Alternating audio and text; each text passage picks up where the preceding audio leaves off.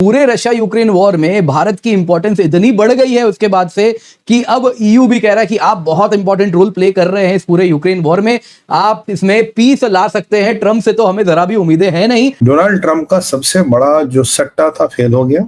Europe Modi ji पे आश्रित हो रहा है, भैया आप सीज फायर कराओगे, और ये जो यूरोप ने है लगभग धक्का दे दिया है। देखें, there will come a day कि जब ये सारे यूरोपियन कंट्रीज चाहेंगे कि अमेरिका की जो पोजीशन है वो कॉम्प्रोमाइज हो और हम इस स्पेस को एक्वायर करें। अमेरिका जो दिन ब दिन दोस्त खो रहा है अपना दुनिया में, ट्रम्प दोस्त खो रहा है। फॉर दैट एग्जांपल अमेरिका शायद नहीं अभी खो रहा है, लेकिन ट्रम्प तो दोस्त खो रहा है, तो उसमें फिर इस गवर्नमेंट का ज्यादा वजन बढ़ जाएगा ट्रम्प को। अब दोस्तों ये यूरोप भारत को कह रहा है कि जी हमें तो एफटीए करना है। वो सब बेकार की बातें ट्रम्प कर रहे हैं, हम आपके साथ एफटीए करने आए हैं, एफटीए करना चाहते हैं और इस साल के अंत तक ही साहब एफटीए भी कर लेंगे। स्पेशली फख्र था अपनी मईशत के ऊपर, क्योंकि उनकी मईशत काफी तेजी के साथ बढ़ रही है। तो इंडिया अब कह रहा है कि जी हम 4th largest economy in the world हैं, पॉपुलेशन भी हमारी बहुत बड़ी है, तो we should be considered like a great power. Now Germans are saying this to India कि आप जर्मन लैंग्वेज इंडिया के स्कूलों में इंट्रोड्यूस कराएं, पढ़ाएं, और आपके लोग जो हैं वो जर्मन लैंग्वेज जानते हों और हमारे पास काम करने आए। यही लोग आएंगे, यही शादियां करेंगे जर्मनी के अंदर, यही जर्मनी में रहेंगे, यही वहां पे काम करेंगे। That is important. नमस्कार दोस्तों, ट्रम्प ने जितने भी चार्जेस भारत के खिलाफ लगाए थे वे सब ट्रम्प पे ही भारी पड़ रहे हैं, और अब ट्रम्प के जितने भी दोस्त हैं वे सब उन्हें छोड़कर जा रहे हैं। हमने देखा किस तरह से यूरोप पूरे ट्रम्प के खिलाफ बोल रहा है, और यहाँ तक कि ट्रम्प की सरकार के लोग ही ट्रम्प को गालियाँ दे रहे हैं और कह रहे हैं कि ट्रम्प ने अपनी बेवकूफ़ी की वजह से भारत को नाराज़ कर दिया। और दूसरी तरफ रशिया लगातार यूक्रेन की ज़मीन हथिया रहा है। इसके बाद से दोस्तों अब यूरोप काफ़ी ज़्यादा परेशान है, और कल ही यूरोपियन यूनियन के लीडर ने मोदी जी को कॉल किया। उन्होंने कहा कि यूरोप अपने रिलेशंस भारत के साथ अच्छा करना चाहता है, और भारत का काफ़ी बड़ा रोल है इस जियोपॉलिटिकल सिचुएशन में, जहां भारत ही एक ऐसा इकलौता देश है जो इस लड़ाई को रोकने में राज़ी करवा सकता है रशिया को। और उन्होंने ये भी कहा कि यूरोप को इस वक्त बहुत ज़्यादा ज़रूरत है भारत की, इसलिए वे भारत के साथ अपने फ्री ट्रेड एग्रीमेंट करने को तैयार है, और इस साल के अंत तक यूरोप भारत के साथ एक फ्री ट्रेड एग्रीमेंट तो कर लेगा। तो चलिए इसी पर आगे पाकिस्तानी मीडिया का रिएक्शन देखते हैं। रिसेशन अमेरिका में आ चुका है या आने वाला है? लगभग आ चुका है। डोनाल्ड ट्रम्प का सबसे बड़ा जो सट्टा था फेल हो गया। यूरोप मोदी जी पे आश्रित हो रहा है, भैया आप सीज फायर कराओगे, और ये जो यूरोप ने है लगभग धक्का दे दिया है किसको? ट्रम्प को। और पुतिन ने बहुत बड़े खुलासे कर दिए। यहां से यूरोपियन यूनियन का एक स्टेटमेंट आता साहब। यूरोपियन यूनियन कहती है, जरा दिल थाम के बैठिए, कहता है कि मोदी जी का बहुत बड़ा रोल होगा यूरोप में पीस लाने के लिए। मोदी जी का बहुत बड़ा रोल होगा यूक्रेन और रशिया का युद्ध विराम करने में। यही बात मैंने आपको 2 दिन पहले बोली थी, 3 दिन पहले बोली थी। याद कीजिए जब मैंने बोला था व्लादिमीर ज़ेलेंस्की का फोन आया था मोदी जी को, और ज़ेलेंस्की ने अगर मोदी को फोन किया तो उसका कोई कारण होगा, क्योंकि उन्हें पता है अगर पुतिन के साथ किसी का लेवरेज, अगर पुतिन के मुंह पे कोई बोल सकता, पुतिन को टोक सकता, पुतिन को रोक सकता, वो केवल मोदी है और कोई नेता नहीं है दुनिया में जो ये कर सकता है। जाहिर सी बात है कि ज़ेलेंस्की ने पुतिन साहब को, मोदी साहब को कुछ कहा होगा। मोदी साहब आप देखते भारत दलाल तो है नहीं भाई, भारत अमेरिकनों की तरह है, तो जहां जाओ कि मुर्दे का कफन भी चुरा लो। तो भारत ने कहा भाई ठीक है, आपकी जो शर्तें मैं पुतिन को बोलूंगा, जो उनकी शर्तें मैं बोलूंगा।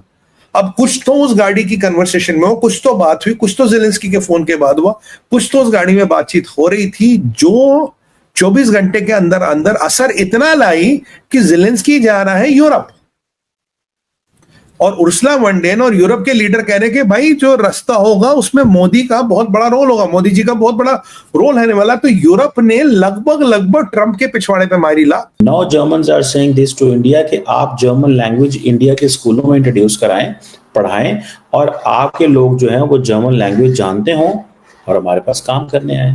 क्योंकि उनको पता है जर्मनी के अंदर तो वो एक लिबरल कंट्री है, वहां पे आइंदा फ्यूचर पॉपुलेशन जो है वो उस तरह नहीं है, यही लोग आएंगे, यही शादियां करेंगे जर्मनी के अंदर, यही जर्मनी में रहेंगे, यही वहां पे काम करेंगे। That is important. So it means कि इससे पहले इजराइल भी ये कह के गया है, फ्रांस भी ये कह के गया है, और भी जो इंडिया के अंदर मुल्क आ रहे हैं, they are looking India as a pure labour market. ठीक है, वो इंडिया को एज ए लेबर मार्केट समझते हैं, और that is where they think कि ये हमारे लिए एक एसेट है। एक तरफ वो समझते हैं कि जनाब ये हमारे लिए लेबर मार्केट है, और दूसरी तरफ वो क्या समझते हैं, वो समझते हैं कि ये एक एसेट है, जिस एसेट को हमें इस्तेमाल करना चाहिए, क्योंकि ये तो यहाँ पे तो हमने सामान बेचना है।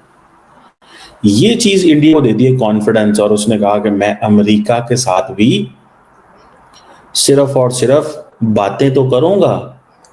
किस चीज की बातें करूंगा?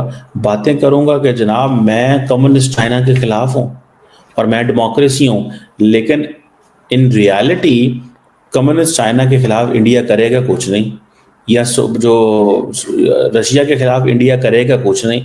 तो उन्होंने कहा कि ठीक है, अमेरिका को वो ये चूरन चाहिए तो हम ये चूरन बेच देते हैं, और वो हमारे करीब आ रहे हैं। अब अमेरिकन इस चीज से नाराज हैं।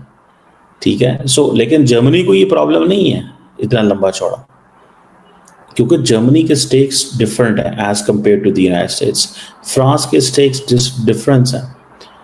अमेरिका देखें, there will come a day कि जब ये सारे यूरोपियन कंट्रीज चाहेंगे कि अमेरिका की जो पोजीशन है वो कॉम्प्रोमाइज हो और हम इस स्पेस को एक्वायर करें, हम इस स्पेस को एक्वायर करें, वो ये कहेंगे। समझ रहे हैं बात? तो ये एक बड़ी इंटरेस्टिंग एंड इम्पॉर्टेंट जो है वो चीज़ जो नज़र आती है। एक तो इस चीज़ को ये समझना चाहिए, और अमेरिकन को सीधा सीधा पैगाम है कि भाई, और जर्मन्स ने ये भी कहा है कि जनाब जर्मन जो स्टूडेंट वीज़ाज़ हैं वो हम दे रहे हैं इंडियंस को, ठीक है जी, और बहुत सारी चीज़ों में, ताकि हमारी जो हम इंडिया से लोगों को लेके जाएं। इंडिया जो है वो एक कहा जा रहा है कि एक डेवलपिंग इकोनॉमिक पावर हाउस है, इनोवेटिव पावर हाउस है। This is what Germans are saying now. So मेरा ख्याल है कि ये इंडिया ने स्टेप बाय स्टेप बाकी जो ममालिक हैं उनको ये बताना शुरू कर दिया है कि हमें अमेरिका के साथ किस तरह के मसले मसाइल जो है वो सामना करना पड़ रहा है। फिलहाल ये जो एक गुर्बत का सैलाब आ गया है, महंगाई का सैलाब आ गया, कोई फसल आपकी नहीं बची है, कोई कैश क्रॉप नहीं बची, आपने एक्सपोर्ट क्या करना है, कॉटन नहीं बची, आपकी चावल डूब गए, या लोगों के घर बार डूब गए, आपकी अब बताइए जो कीमतें हैं बाजार में 500 रुपए किलो के करीब टमाटर पहुंच गए, इसका क्या बनेगा? वो लोग कहाँ जाएंगे जिनकी जमीनें जो हैं वो ऊपर लेंटरों तक पानी में, जिनके घर डूबे हुए हैं, उनके मवेशी गए। बात ये सोचने की है, ऊपर से इंडिया पानी छोड़े जा रहा है। मेरी बात सुने, ये रावी 38 साल बाद बहा है, लोग बहुत खुश हुए, ठीक है, हमें भी अच्छा लगा है कि पानी बह रहा है, लेकिन ये पानी हमें डुबोने के लिए छोड़ा गया है, और जब इसका मफाद हो तो वो रोक ले, जब उसका नुकसान हो तो वो हमें डुबोने के लिए इस तरफ छोड़ दे। इस पर, और वैसे भी इंडस वाटर ट्रीटी तो उन्होंने खत्म ही कर दी है ना, वो तो खत्म ही कर दी है ना, तो फिर हम भी तो पाबंद नहीं है ना। और जब मरने के लिए पानी छोड़ना है तो वो हमारी तरफ छोड़ दे, और जब नफे के लिए हो तो वो अपनी तरफ स्टोर कर लें, और साला साल वाटरवेज जो है वो सूखे रहे।